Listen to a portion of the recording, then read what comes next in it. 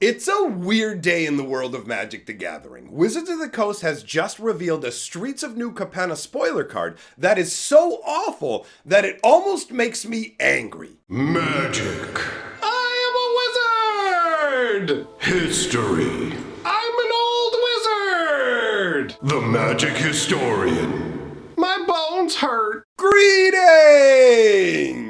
Owners of fine luxury cardboard rectangles, my friends! I hope the day finds you well, because we have gathered to discuss some items of interest. A terrible new Capenna spoiler, and the potential return of Magicfests, which is super exciting to me. Now, before we dive into the terrible Capenna spoiler, just want to let you know that Capenna lore is doing quite well. The story is very juicy, and I am covering it as it unfolds over on Fantasy Geographic. 3 videos, almost an hour's worth of lore goodness. Head on over and check it out. I will leave links on the screen for you at the end of the video. Now, let's dive into Awful Town. Up on the screen, you are going to see the 2 versions of the Cabaret charm. Look what they did to my boy. I'm so disappointed, honestly. I was stoked about the idea of the Cabaret. They like to party, they like to have a good time, and most importantly, they are green aligned, my favorite color in Magic.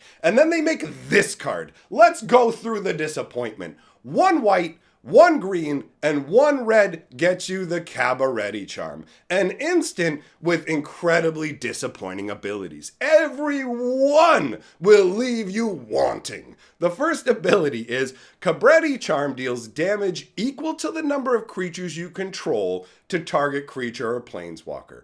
Terrible. The second ability is creatures you control get +1/+1 and gain trample until end of turn. Terrible. Third ability, create 2 1/1 green and white citizen creature tokens.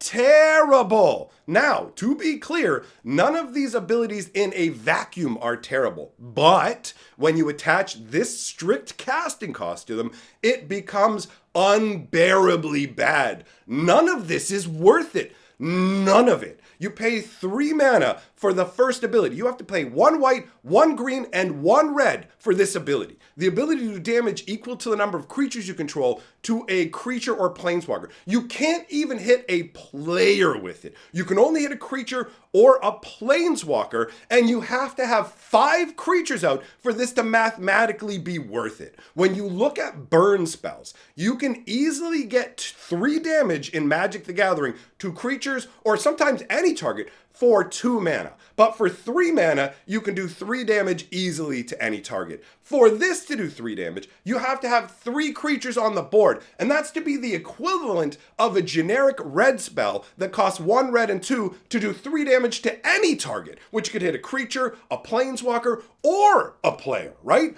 And you've got, oh wow, well the other abilities will help to make up for that. That's the problem. You can't go, okay, maybe this ability isn't that great in all these situations, but the others will make up for it.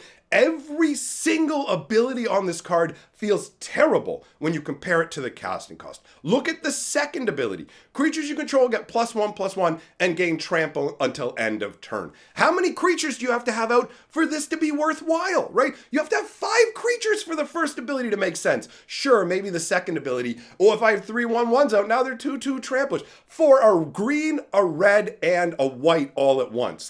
This is dreadful. The requirements of it are so high, and it doesn't even feed into itself well with the third ability. The third ability is create 2 1/1 white citizen creature tokens. This kind of an ability we've seen in other sets where you can get it for 2 mana. For 2 mana you can make 2 1/1s. This is 3 mana. Cards that make 2 1/1s for 2 mana literally are 1 generic mana and a colored mana, and that's all you need. So 2 mana will get you 2 tokens, but in this case, this will get you 2 tokens for 3 mana of specific colors. And if you can't use the other 2 abilities because they're not, you can't, I don't have enough creatures on the board to make it viable, then the best choice in the worst case scenario becomes making 2 1/1 tokens, and it sucks. This card is awful. It sucks out loud and really hard, and I'm so disappointed by that, because the thing about these charms is they're a great fit for my cube, bro. The cube loves answers of all kinds of different varieties.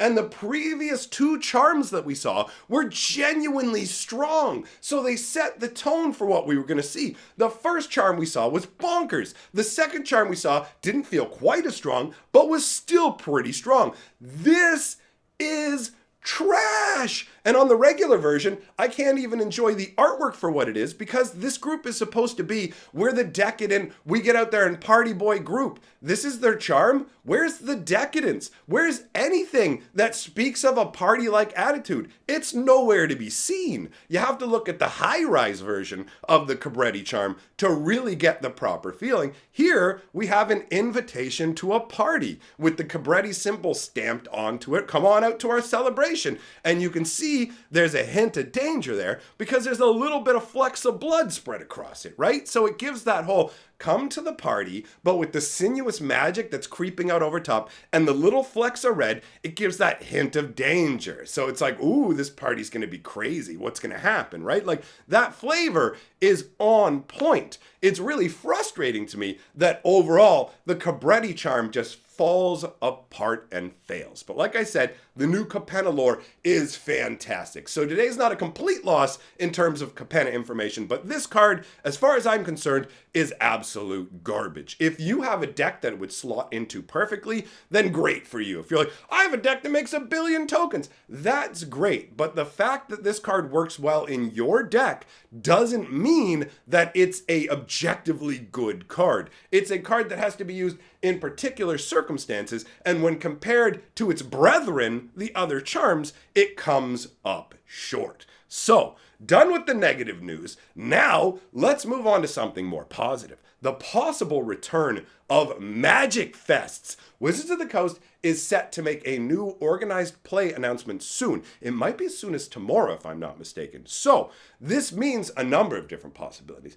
One could be some sort of new arena league that they're rolling out that's not meant to be for the MPL or the Rivals League. It's just meant to be full on, like, here's a almost casual level Magic League, but it's going to have rewards and whatever, because arena is flagging right now and they may be looking to kind of bolster the ranks there. But what I'm genuinely hoping for is an announcement of returns to Magicfests, because the world has been shut down for a long time. The part of the world that I'm in seems to be slower than other parts of the world. We're still just finally reopening now, but it looks like Wizards could be taking a look at the world overall and say it's time to relaunch Magicfest. And if you've never been to a big Magic event, it's something to experience. There's something about the energy of having like 1,000 or more Magic players. It doesn't even need to be that many. You know what? Hundreds are enough. But either way, when you get this critical mass of Magic players, there's just this constant flow of energy, right? People are playing games, people are trading, people are talking about Magic. There's just all this stuff going on. And for me, the last time I got to go into these events was back in, February of 2019? Yeah, I got to meet up with Legendary Mana, and we spent the day hanging out at, they weren't called Magicfests back then, were they? They were called something else, the GPs or whatever. Anyways, I spent the day hanging out there, and it was absolutely a great time, and I'm looking forward to a return to these concepts, but with a more casual vibe, because Magicfests are supposed to take the old nature of Magic tournaments, where you had like a big prize structure that had a lot up at the top, and flatten the prize structure down so that it gets spread across more people and has more of an overall casual vibe. So we'll have to wait and see what the official announcement is, but I am genuinely hopeful, because if that's the case, they bring those back. Big cities like Toronto, near me, have those events, and the next one that happens, I will be there, because I haven't got to go in years and I miss it. Now, I do want to talk about one other initiative that Wizards of the Coast has started, because I think it's a good idea and it should actually be rolled out to all WPN stores. They only are currently doing it